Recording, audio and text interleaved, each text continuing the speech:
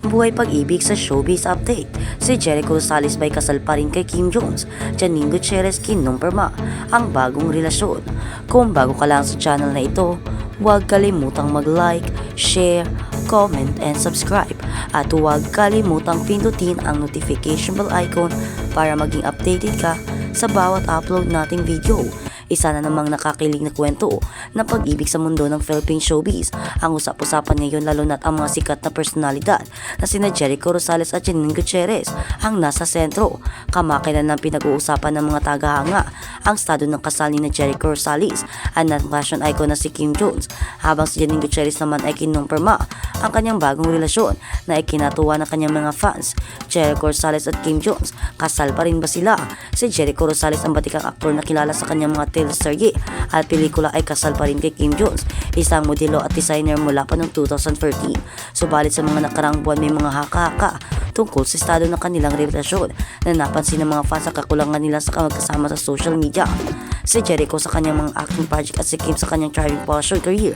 Bagamat walang kasiguruduhan, patuloy pa rin sumusuporta ang kanilang tagahanga ang bagong pag-ibig ni Janine Gutierrez. Samantala, kinumpirma ni Janine, isa sa mga hinangang artist sa Pilipinas, ang kanyang bagong relasyon. Ikinatuwa ng kanyang mga tagahanga ang balitang ito, lalo pat mas pinili ni Janine na maging pribado ang kanyang personalidad na buhay.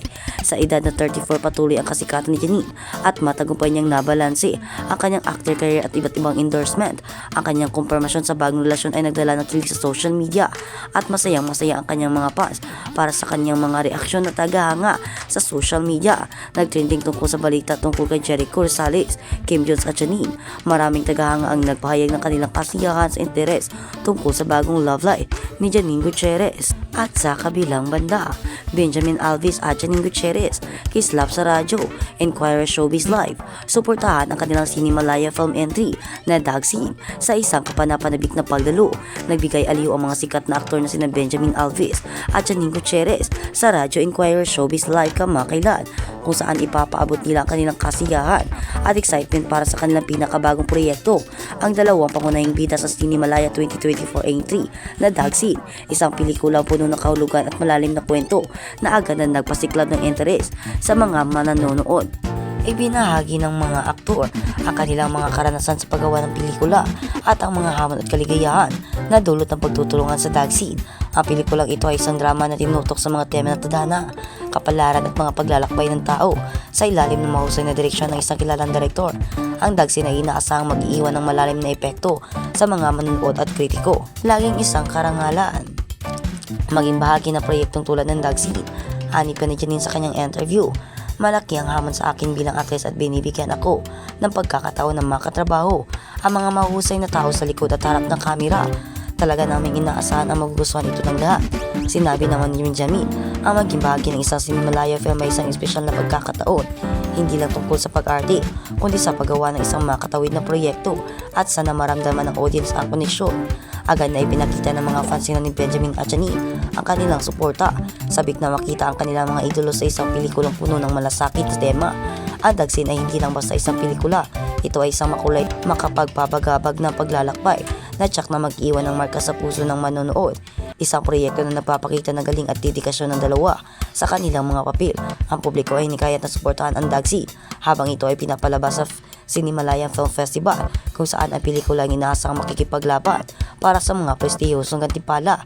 In-express ni Benjamin at Janine ang kanilang pasasalamat sa walang sawang suporta ng mga fans at binibigyan diin ang kalagahan ng pagsuporta sa mga Filipino films, lalo na ang mga proyekto na may malalim na mensahe, makatutuhan ng mga kwento. Habang ang Dog Scene ay nagpapatuloy sa mga festival circuit, ang chemistry ni Benjamin at Janine, pati na rin ang kanilang dedikasyon sa kanilang craft, ay tsak na magpapaangat sa pelikulang ito bilang isang highlight sa Cinemalaya ang taong ito.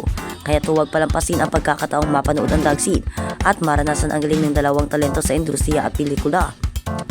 At sa kabilang banda, latest post ni Daniel Padilla pinagtatalunan ng mga netizens. Ibinidida ng pamilya aktor na si Daniel Padilla ang kanyang estilo sa Instagram post nitong Martes, November 6, kung saan nakikita siyang nakasuot ng Indian headdress at shades. Sa kanyang caption, Nagbahagi si DJ ng isang makahulugang mensahe na nagsasabing nothing left for me to do but dance. Bagamat limitado lamang ang mga taong nakakapagkomento sa post, hindi rin nakaligtas sa mata ng mga netizens ang pagpapakita ni Daniel ng kanyang look. Marami sa mga followers niya ang nagbigay ng positibong reaksyon at pahayag ng kanyang mga estilo at confidence sa pagganap sa kanyang outfit. Ang kanyang mga tagahanga ay agad na nagpahayag ng kanilang suporta at maraming mga netizens ang napansin ang pagiging unique at nakakatuwa ng kanyang get up. Ngunit hindi rin nakaligtas ang post ni Daniel mula sa kritisismo mula sa ibang bahagi ng online community, particular na sa entertainment site sa Fashion Police. Dito nagkaroon ng mga diskusyon ang ilang komento. Ang mga netizens na hindi natuwa sa kanyang pagsusuot ng knitwear na parang sa kanila ay isang simbolo ng kultura ng mga katutubong tao. Ayon sa ilan, ang pagsusuot ng ganitong headdress bilang bahagi ng fashion ay hindi nakapagpapabigay ng respeto sa mga original na may-ari ng kultura nito. That's not a costume, respect the culture. Komento ng isa sa mga netizens na nagbumukahi na hindi gawing ang pamporma o costume ang isang item na may malalim na kahulugan sa kultura ng ibang lahi.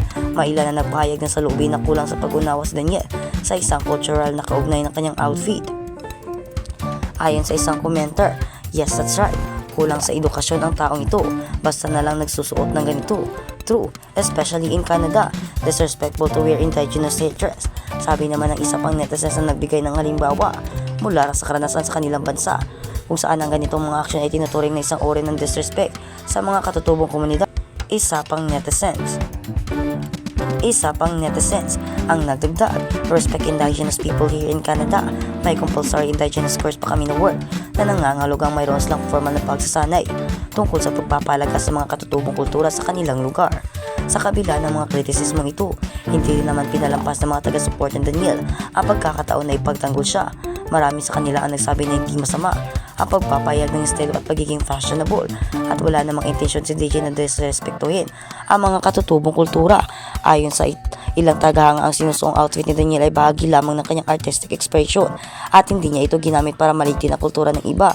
Ipinahayag din ng mga taga-suporta ni Daniel na hindi dapat gawing malaking issue ang simpleng fashion statement ni DJ at bagamat mahalaga ang pagpapalaga sa mga kultura, hindi rin dapat kalimutan ang layunin ng mga artista na mag-express at maging malikhain sa kanilang pananamit. Kabilang na ang usaping ito, nagpapatuloy ang diskurso tungkol sa kung saan namang tamang hangganan ang paggamit at pagpapakita ng kultura sa mga publikong post, lalo na sa kanilang personalidad tulad ni Daniel Padilla. Ang insidente ito ay nagbigay ng mas maraming pagninilay sa mga netizens tungkol sa kultura, respeto at mga papel ng fashion sa modernong lipunan. Tila naging isang mahalagang usapin ang kalagahan ng edukasyon at tamang pangunawa sa kultura ng iba at maging sa pananamit na may kaugnayan dito.